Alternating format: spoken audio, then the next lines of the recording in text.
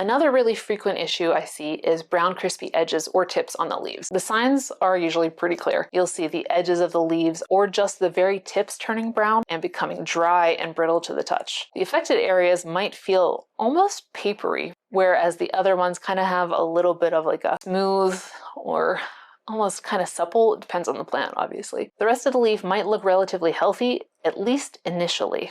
There are a few reasons why your plant might be developing these crispy bits. One of the most common is humidity. A lot of houseplants come from humid tropical regions, and the air in our homes, especially with central heating or air conditioning running, can get really dry. This dry air can wick moisture right out of the leaves, particularly at the delicate edges. Another big culprit is underwatering. If the soil gets too dry for too long, the plant just can't get enough water to all of its parts, and the edges and tips are the first to suffer.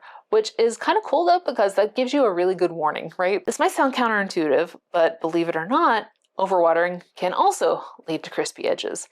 When the roots are consistently waterlogged and start to rot, they can't do their job of taking up water efficiently, so the leaves end up dehydrated despite the wet soil. Finally, fertilizer burn can also cause crispy edges.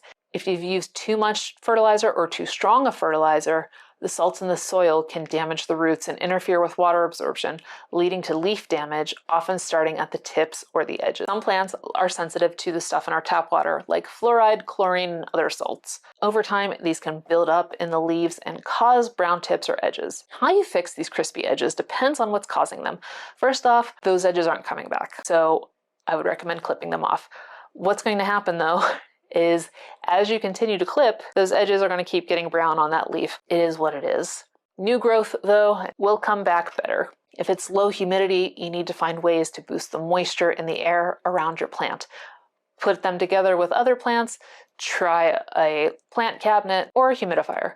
If underwatering is the issue, you'll need to adjust your watering habits, feel the soil regularly, and water when the top inch or two feels dry. If you suspect overwatering, you'll need to cut back on the watering and make sure your plant has good drainage. Let the soil dry out more between waterings. If you think fertilizer burn might be the problem, try flushing the soil by watering deeply several times and letting all the water drain out to the bottom.